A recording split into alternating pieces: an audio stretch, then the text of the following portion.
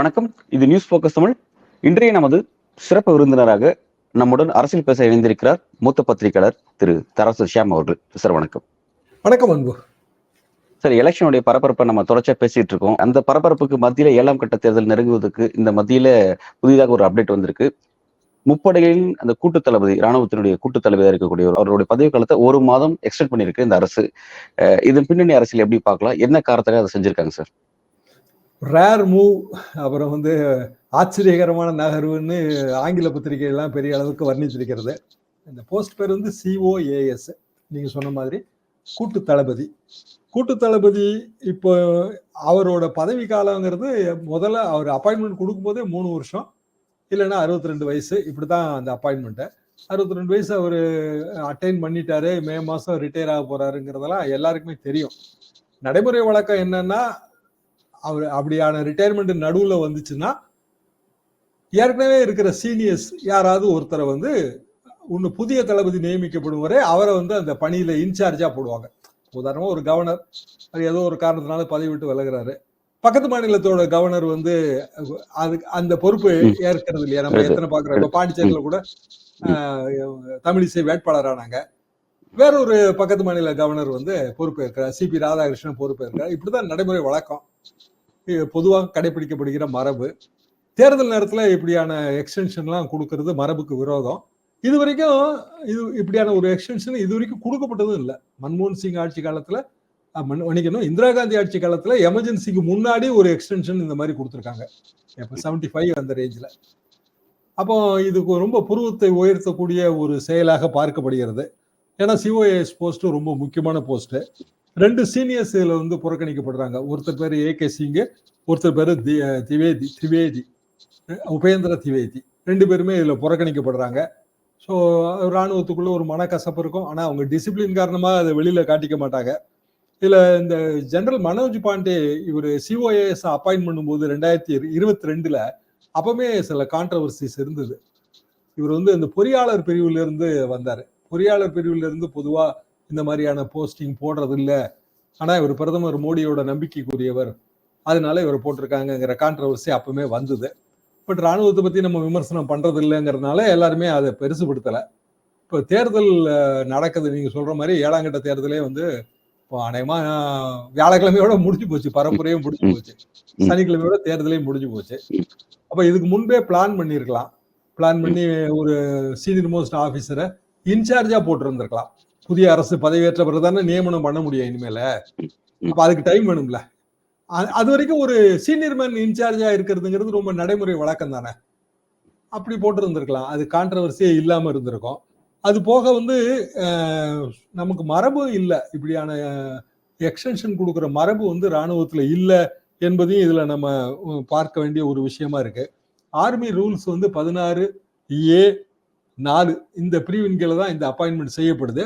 அந்த joint committee, cabinet affairs, அதாவது மந்திரி சபையோட குழு எடுக்கிற முடிவு. ஆனா அது பிரதமர் எடுக்கிற முடிவுங்கிறது அனைவருக்குமே தெரிந்த விஷயம்தான். அப்படியான சூழ்நிலையில் இது பெரும்பாலும் இது சமூக ஊடகங்கள்ல பெரிய பேசுபொருளா இருக்கு.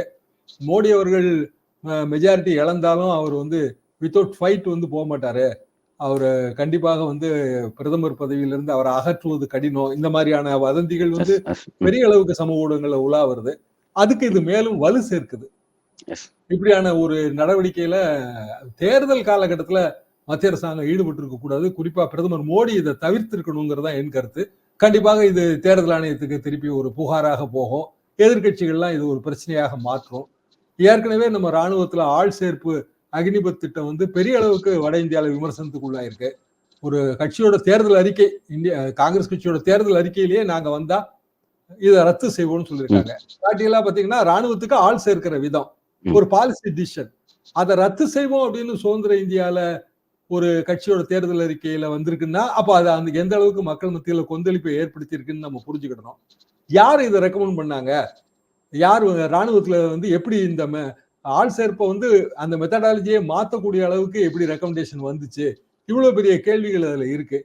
அப்படியான ஒரு கான்ட்ரவர்ஷியல் டைம்ல இந்த அப்பாயின்மெண்ட்டும் இப்படி எக்ஸ்டென்ஷன் கொடுத்துருக்கிறதுங்கிறது அநேகமாக இது பெரிய அளவுக்கான பிரச்சனையா மாறும் தான் நான் நினைக்கிறேன். சார், இந்த மோடியுடைய இந்த 10 ஆண்டு கால ஆட்சியில பல்வேறு நிர்வாகத்துல சில குறிப்பிட்ட அதிகாரிகளுடைய அந்த பணிக்காலம் முடியும் போது அவங்களுக்கு எக்ஸ்டென்ஷன்ஸ் வழங்கப்படுறதை நம்ம பார்த்திருக்கோம். குறிப்பா இடி விவகாரம், சிபிஐ விஷயத்துல வந்து அந்த மாதிரியான விஷயம் ஃபேவரா செஞ்சுக்கிறாங்க அப்படிங்கிற அந்த கவர்மெண்ட்டுக்கு ஃபேவரா சில விஷயத்துல இருக்காங்க. இது எலெக்ஷன் கமிஷன்ல கூட இது பின்பற்றாங்க அப்படிங்கிற விமர்சனம் முன்வைக்கப்பட்டுச்சு. இப்ப இந்த விஷயத்த ராணுவ தளபதி கூட்டு தளபதியா இருக்கக்கூடிய அவரும் இந்த மாதிரி அவருக்கும் எக்ஸ்டென்ஷன் கொடுக்கப்படுதுன்னா, அப்ப நிச்சயமா வந்து பாஜக இதனால ஒரு பெரிய கெயின் அடைய போகுது அப்படிங்கிறதா. மற்ற விஷயத்துல என்ன கெயினோ அதே மாதிரி கெயின் இதுல அடைய போகுது அப்படிங்கிறத நம்ம புரிஞ்சுக்க முடியுது. இந்த கெயின் டுவர்ட்ஸ் நீங்க சொன்ன மாதிரி ஆட்சி மாற்றம் தான். நாளைக்கு ஒரு அசம்பாவிதம் வரும். அப்ப அதை வந்து கட்டுக்குள்ள வச்சுக்கிறதுக்கு தனக்கு ஏத்த மாதிரி அந்த நிலைமை கையாள்வதற்கு தான் இந்த திட்டமா அப்படின்னு முழுமை பார்க்கலாமா? அல்லது அதை தாண்டி வேற என்ன விஷயங்கள் இதுக்கு பின்னாடி இருக்கும்? அதாவதுங்க, இன்னைக்கு இந்தியா வந்து தனி நாடு கிடையாது, அது உலகத்தோட ஒரு பகுதி, அப்படித்தான் நம்ம எடுத்துக்கிடணும். அப்படிங்கும்போது நம்ம டெமோக்ரஸியை நம்ம இஷ்டத்துக்குலாம் வளைக்க முடியாது. அது மோடியா நினைச்சாலும் வளைக்க முடியாதுங்க. ஆனானப்பட்ட இந்திரா காந்தி அம்மாவே அப்படி வளைக்க முயற்சி பண்ணி எவ்வளவு பெரிய தோல்வியில முடிஞ்சாங்கிறது வரலாறு உணர்த்துகிற பாடம் தானே. 75 எமர்ஜென்சி அந்த காலகட்டம் நான் பஞ்சாப், ராஜஸ்தான் பார்ட், ஹரியானால பணியாற்றினாங்க. அப்போ பெரிய அளவுக்கு எமர்ஜென்சி எக்ஸஸ் டெல்லியில துர்க்மான் கேட் இது மாதிரியான விவகாரங்கள்லாம் பெரிய அளவு பெரிய செய்தி ஸ்தாபனங்கள் இல்லாமலேயே மக்களுக்கு வந்து சேர்ந்துருச்சு வாய்வெளி செய்தியாக. மகத்தான தோல்வி. இந்திரா காந்தியும் தோத்து போனாங்க ரேபரேலியில, அமேதியில சஞ்சய் காந்தியும் தோத்து போனாரு. இப்ப நம்ம பெரிதும் பேசுகிற ரேபரேலி அமேதியில இந்திரா காந்தி அம்மாவும் அவங்க மகனும் தோத்து போனதை நம்ம பார்த்தோம். என்ன காரணம்னா, நம்ம டெமோக்ரஸி சர்வாதிகாரத்தை ஏத்துக்காது. அப்போ சரி சர்வாதிகாரியா நான் நடந்துக்குவேன் அப்படின்னு ஒருத்தங்க முடிவு பண்ணாங்கன்னா உலகம் ஏத்துக்காதுல்ல.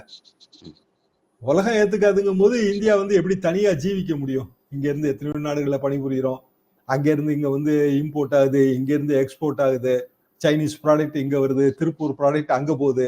இப்படி எல்லாமே ஒரு வியாபார சங்கிலியால பின்னி பிணையப்பட்டது இந்த உலகம். 77 காலகட்டம் மாதிரி கூட இப்ப கிடையாது. எனவே அப்படி சர்வாதிகாரத்தனமான முடிவுகளை எல்லாம் எடுக்க முடியாது. ஆனால் இது மாதிரியான செயல்கள் நாட்டோட தேர்தல் முறையை வந்து ஒரு தவறான கண்ணோட்டத்துல மக்கள் பார்ப்பதற்கு வழிவகுக்குது. சரி, தேர்தல் ஆணையம் சுதந்திரமா இருக்கு, நியாயமா நடந்துக்குது, இப்படிதான் நம்மளும் விரும்புறோம். யாராவது தேர்தல் ஆணையத்தை கொச்சப்படுத்த விரும்புவோமா? ஆனா ஒரு வாக்காளர் பட்டியல், எத்தனை பேர் ஓட்டு போட்டாங்க அதை சொல்றதுக்கு இழுத்தடிச்சுட்டு கடைசியில இப்ப வந்து அதை வெளிப்படுத்தி இருக்காங்க. இதை முதலே பண்ணிருக்கலாமே. 6 கட்ட தேர்தல் முடிஞ்ச பிறகு எவ்வளவு பேர் ஓட்டு போட்டாங்கன்னு தெரிய வேண்டாமா? அது என்ன ஃபார்ம் 17C எல்லார் கையிலயும் இருக்கு. அது ஒன்றும் ரகசிய டாக்குமெண்ட்டும் கிடையாது. அதை தேர்தல் ஆணையம் இந்த டிமாண்ட் வரதுக்கு முன்னாடியே அவங்களோட வெப்சைட்ல வந்து அப்லோட் பண்றதுல அவங்களுக்கு என்ன சிரமம் இருக்கு? ஒண்ணுமே இல்லையே. அது கடைசி வரைக்கும் முரண்டு பிடிச்சாங்க, கடைசி வரைக்கும் சுப்ரீம் கோர்ட் போனாங்க. இபி விஷயத்துல அந்த விஷயம் என்ன நடந்துச்சோ அதே மாதிரிதான் இதுலயும் எலெக்ஷன் கமிஷன் அப்படிதான் விஷயத்துல எஸ்பி நடந்துகிட்ட மாதிரிதான் இதுல வந்து எலெக்ஷன் கமிஷன் நடந்துச்சு. கடைசியில போட்டிருக்காங்கல்ல, அப்ப கையில வச்சுக்கிட்டே தானே இவ்வளவு நேரம் அது போக்கு காட்டியிருக்காங்கன்னு ஆயிருது. அப்ப தேர்தல் ஆணையம் மேல நமக்கு சந்தேகம் வந்துருது. அது பிஜேபிக்கு ஆதரவா இருக்கு, மோடிக்கு ஆதரவா இருக்குன்னு. ராணுவத்து பேர்ல அப்படி சந்தேகம் வர்ற மாதிரி நடந்துக்க கூடாது இல்லையா? அது நியாயம் இல்லையே. ரொம்ப ரொம்ப உயரிய அமைப்புங்க அது. அதுல பெரிய ஹைரார்கி இருக்கும். மிலிட்டரி டிசிப்ளின்ங்கிறது பெரிய டிசிப்ளின் இல்லையா? அது பொலிட்டிக்கல் டிசிப்ளினோட மிக மிக உயர்வானது. அப்ப அந்த ஹைரார்கி இருக்கு, சீனியாரிட்டிக்கு பெரிய மரியாதை இருக்கு. ஒருத்தர் ரிட்டையர் ஆகிறாருன்னா இருக்கிறதுல ஒரு சீனியரை வந்து அந்த பதவியில இன்சார்ஜா போடுறதுல என்ன கஷ்டம் இருக்கு? அவர் 1 மாசம் போஸ்ட் ரிட்டையர்மெண்ட் எக்ஸ்டென்ஷன் கொடுக்கறதுனால என்ன ஆயிர போகுது? அது சம்பந்தப்பட்ட இண்டிவிஜுவலுக்கும் நல்லது இல்லை, நாட்டுக்கும் நல்லது இல்லை. அப்ப அப்படியான முடிவை வந்து மோடி எடுக்கிறாருங்கும் போதே அவரு பேர் தடாலடியாக செயல்படணும்னு நினைக்கிறாரு. அவர் நினைச்சதுதான் கரெக்டுன்னு அப்படியான ஒரு சிந்தனையில இருக்காரு. அவரு என்னைக்கு கடவுளால் நான் அனுப்பப்பட்டவர்னு சொன்னாரோ அன்னைக்கு அவர் எல்லாத்துக்கும் அப்பாற்பட்டவர்னு ஆயிருது இல்ல. அது ஒரு டெமோக்ரஸிக்கு நல்லதா? ஓகே, இது ஒரு நல்லதான ஒரு கேள்வி கேட்குறீங்க. இது வந்து சர்வதேச அளவில் அப்படியே ஒண்ணுக்கு ஒண்ணு அப்படியே பின்னி பிணைஞ்சிருக்குன்னு சொல்லி அந்த அரசியலை வர நீங்க அழகா ரொம்ப எக்ஸ்பிளைன் பண்ணீங்க சார். ஆனா இதெல்லாம் தெரிஞ்சுதான் மோடி வந்து இப்படி ஒரு விஷயத்த இதை நோக்கி நகராரு அப்படின்னும் போது, அப்ப இதனால வரக்கூடிய எல்லா விளைவுகளும் நம்ம சந்திச்சிடலாம் அப்படின்ற இடத்துக்கு அவர் நகர்ந்துட்டாரா? எப்படி? இல்ல, இதுல சிக்கல் இருக்குங்க. எப்படின்னு கேளுங்களேன். இப்போ இந்த ராணுவ ஆள் சேர்ப்பு இது வந்து மாபெரும் ப்ராப்ளமாக எங்க பேசப்படுது? தமிழ்நாட்டிலயா? இல்ல, உத்தரப்பிரதேசத்துலயும் பீகார்லயும் தானே. அங்க வந்து 7 கட்ட தேர்தலையும் 7 கட்டமும் நடக்கிற மாநிலங்கள்ல உத்தரப்பிரதேசம், பீகார், மகாராஷ்டிராலாம். உத்தரப்பிரதேசமும் பீகாரும் வெஸ்ட் பெங்கால், மகாராஷ்டிரா இல்ல, நான் மகாராஷ்டிரா சொல்ல, பீகார். பீகார்லயும் தேர்தல் நடந்துகிட்டே தானே இருக்கு. 2 தொகுதி, 3 தொகுதி, 5 தொகுதின்னு. பீகார் பாலிடிக்ஸ் எவ்வளவு மோசமா இருக்கு. அங்க வந்து ஜேடியு வந்து பிஜேபி கபலீகரம் பண்ணிருச்சுங்க. இவ்வளவு நாளும் ஜேடியு நிதிஷ்குமார் வந்து முதல்ல இந்தியா கூட்டணிக்கு ஆதரவா இருந்தாரு. இந்தியா கூட்டணி சார்பாக வாரணாசியில மோடியை எதிர்த்து போட்டியிடுவதற்கு நிதிஷ்குமாரோட அமைச்சரவையில ரூரல் டெவலப்மெண்ட் மினிஸ்டரா இருக்க ஸ்ரவண்குமாரை ரெடி பண்ணாங்க. அவர் உத்தரப்பிரதேசலாம் போயிட்டாரு. இதெல்லாம் வந்து போன வருஷமே நடந்தது. மோடி ஏத்து போட்டி போட்டு ஜெயிக்கிறாரா எங்க ஆளு அப்படிங்கிற கதை. கடைசியில இப்ப என்ன ஆச்சுன்னா, இந்தியா கூட்டணியை விட்டுட்டு அவர் பிஜேபி கூட்டணிக்கு வந்தாரு. ஸ்ரவண்குமார் உள்ளிட்ட ஜேடியு தலைவர்கள் டோட்டலா பிரச்சாரத்துக்கு போகல, ஆஃப் எல்லாருமே. இப்போ ஒரு மூணாம் கட்டம் தேர்தல் முடிஞ்ச பிறகு பையனை கொண்டு வர்றாரு நிதிஷ்குமார். அவருக்கு 49 வயசு. பாலிடிக்ஸ்க்கு அவருக்கு சம்மந்தமே இல்லை. அவர் பேர் நிஷாந்த் குமார். நிஷாந்த் குமாரை கொண்டு வந்து இப்போ அவர் எல்லா கூட்டங்களுக்கும் அவரை கூட்டிட்டு போறாரு. ஜேடியு இன்னும் மோசமா இருக்கு. பிஜேபி உள்கூத்து என்ன பண்ணுதுன்னா, பாத்தீங்களா நிதிஷ்குமார் அவரும் வந்து குடும்ப அரசியலுக்குள்ள போய் சிக்கிட்டாரு, இனி அவரை நம்பி பிரயோஜனம் இல்ல, பீகார் பாலிடிக்ஸ்ல இனிமே பிஜேபி தான் எல்லாமே, ஒண்ணு தேஜஸ்வி இல்லைன்னா பிஜேபி, உங்களுக்கு என்ன சாய்ஸ் வேணும், மஃபியா ராஜா பழைய அடிதடி சாம்ராஜ்யமா இல்ல பிஜேபியா, இப்படித்தானே அவங்க பிரச்சாரம் பண்றாங்க. பிரதமரே அப்படித்தானே பேசுறாரு. எல்லாம் முஜ்ரா நடனம் ஆடுறாங்கன்றாரு. முஜ்ரா நடனம் வந்து அந்த முகல் சாம்ராஜ்யத்துல மன்னர்கள் முன்னாடி ஆடுற டான்ஸுங்க. பெரும்பாலும் வந்து அது உயர்தட்டு மக்கள் அந்த நாட்டியத்தை பெர்ஃபார்ம் பண்றது இல்ல. நெக்ஸ்ட் லெவல்ல இருக்கிற மக்கள் தான், பிற்படுத்தப்பட்ட மக்கள், தாழ்த்தப்பட்ட மக்கள். அவங்க கொதிச்சு போய் இருக்காங்க, எங்களை எவ்வளவு தூரம் இவர் கேவலப்படுத்துறாரு அப்படின்னு. சரி, இதுக்கு நடவடிக்கை எடுக்க வேண்டிய தேர்தல் ஆணையம் சும்மா தான் இருக்கு. அப்போ சுதந்திரமான அமைப்புகள், உச்சபட்ச அமைப்புகள், தேர்தல் ஆணையம், ராணுவம், இது பேர்ல எல்லாம் சந்தேகம் வர மாதிரி ஏன் பிரதமர் நடந்துக்கிறாரு? அவருக்கு எல்லாம் தெரியாதா? அப்போ இது ஒரு பிரச்சனையா மாதிரி எங்க ஓட்டு வங்கியை பாதிக்கும்? திருப்பி அதே உத்தரப்பிரதேசம், பீகார், இங்க தானே ஓட்டு வங்கியை பாதிக்கும். சரி, உத்தரப்பிரதேசம், பீகார், மகாராஷ்டிரா, இந்த 3 மாநிலங்கள்ல பிஜேபி அல்லது என்டிஏ இழக்கக்கூடிய சீட்டுகள்ங்கிறது குறைந்தபட்சம் 80 வருங்க, 60வது வரும். அப்போ பிஜேபிக்கான கூட்டணி கட்சிகள்ங்கிறது பிராக்டிக்கலா எதுவுமே இல்லை, எல்லாமே வீக்கு. நிதிஷ்குமார் வீக்கு, அப்னாதல் சின்ன கட்சி, மகாராஷ்டிரா சிவசேனா சிந்தே வந்து அவங்களும் வீக்கா இருக்காங்க. அப்ப பிஜேபியா ஜெயிச்சாதான் 300 ஜெயிக்க முடியும். 300 ஜெயிக்கிறதுக்கு இவங்களே தானே வந்து இந்த மாதிரியான அதல பாதாள படுகொலிகளை எல்லாம் வெட்டிக்கிறாங்க. ஒவ்வொரு கட்டத்திலும் இது பிரச்சனையா மாறும்ல. பாத்தீங்களா, இப்ப யாரு அக்னிபத் திட்டத்துக்கு சிபாரிசு பண்ணிருப்பான்னு நீங்க நினைக்கிறீங்க? இவர் தான் அப்படின்ற பிரச்சாரம் ஆகும். சரி, தேர்தல் பிரச்சாரத்துக்குள்ள அல்லது தேர்தல் வெறுப்புகள் இருக்கு, தேர்தலுங்கும் போது என்ன வேணாலும் பேசலாம்னு ஆயிருது. அதுக்குள்ள வந்து இந்த நாட்டோட உயர்ந்த அமைப்புகளை கொண்டு வந்து சேர்க்கறது தவறு தானே. அந்த தவறை பிரதமரே தானே செய்யறாரு. ஒண்ணுமே இல்லைங்களா, சீனியரை வந்து இன்சார்ஜா போட்டு போக வேண்டியதானே. அதுல என்ன பெரிய விஷயம் இருக்கு? கவர்னர் அப்பாயின்மெண்ட்டுக்கு நீங்க அதை தானே கடைபிடிக்கிறீங்க. தமிழிசை வந்து வேட்பாளர் ஆன உடனே நீங்க வேற யாரையாவது கவர்னரா போட்டீங்களா? அவருக்கு 3 ஸ்டேட்டா என்னமோங்க, சிபி ராதாகிருஷ்ணனுக்கு 3 ஸ்டேட்டா என்னமோ. அவரு பாண்டிச்சேரியில அவர் என்ன சொல்றாரு, இந்த குப்பையெல்லாம் கூட்டுறதுக்கு ஒரு சின்ன, பாண்டிச்சேரியே குட்டி ஊரு, குப்பை கூட்டுறதுக்கு வந்து ஏதோ ஒரு பட்ஜெட், அதுல நான் கையெழுத்தெல்லாம் போட மாட்டேன், ஏன் நான் கார்ல வரும்போது ஏகப்பட்ட இடத்துல குப்பையை பார்த்தேன்றாரு. யாரு? Lieutenant governor. அங்க நடக்கிறத அவங்க ஆட்சி தான். ரங்கசாமி அப்படியே சிஎம் வந்து டோட்டல் அப்செட்டா இருக்காரு. என்ன உண்மையில என்ன காரணம்? என்ன காரணம்னா, அவரால் அந்த மாநிலத்தை கவனிக்க முடியாது. எப்படி 3 மாநிலத்தை ஒருத்தர் கவனிக்க முடியும்? அப்போ இந்த பிரச்சனைகள் எல்லாமே எதுல பாதிப்பா வரும்?